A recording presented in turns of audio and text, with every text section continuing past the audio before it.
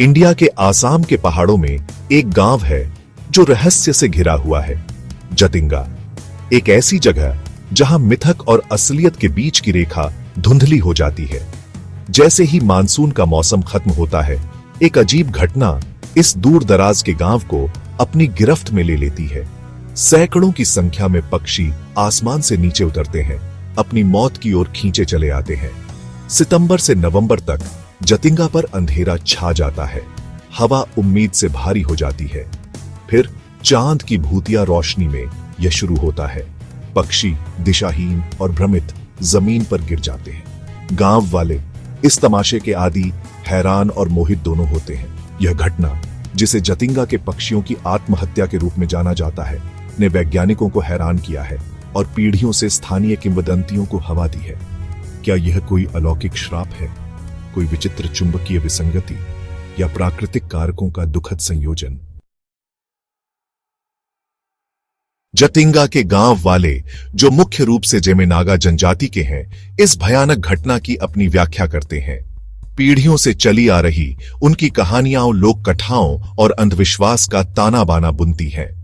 कुछ का मानना है कि गांव वालों से नाराज होकर दुष्ट आत्माएं पक्षियों को उनकी मौत के लिए फुसलाती है।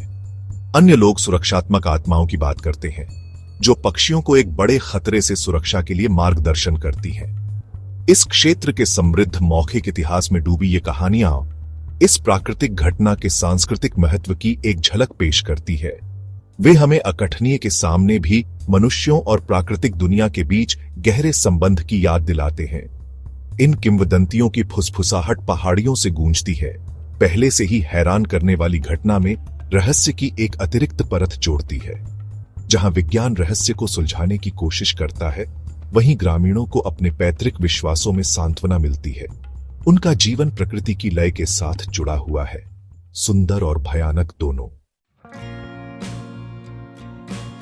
अपने उपकरणों और सिद्धांतों से लैस वैज्ञानिक जतिंगा रहस्य पर एक अलग दृष्टिकोण पेश करते हैं। एक प्रमुख सिद्धांत बताता है कि सर्दियों के लिए दक्षिण की ओर प्रवास करने वाले पक्षी कारकों के संयोजन से भ्रमित हो जाते हैं।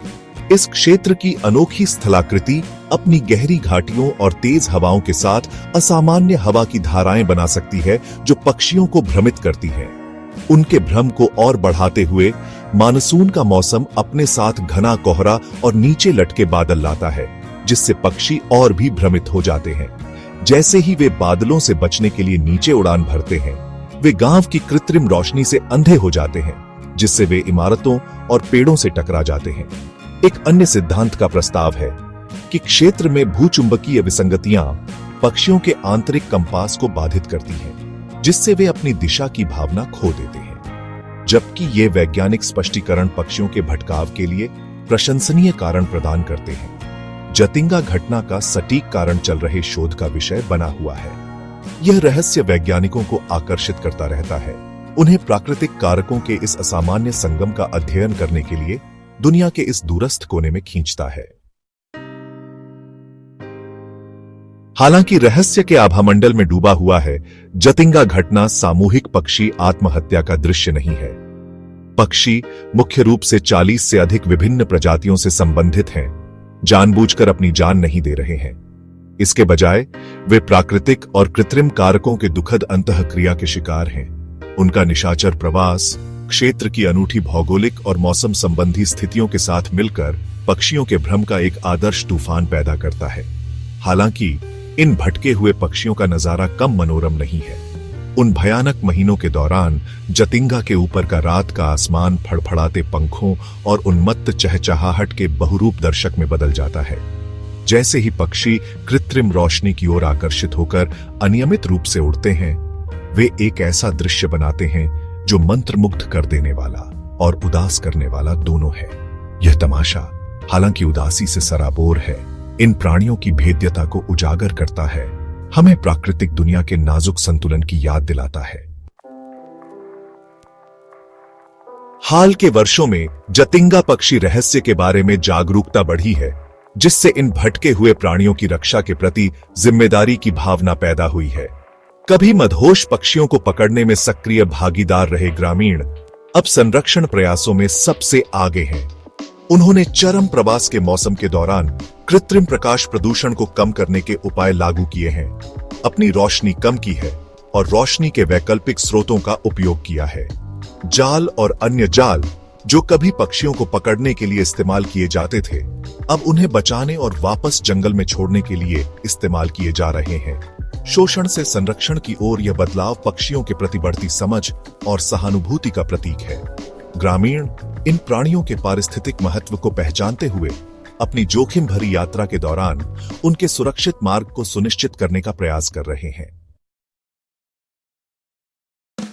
जतिंगा घटना प्राकृतिक और अलौकिक का एक मनोरम मिश्रण मोहित और आकर्षित करता रहता है।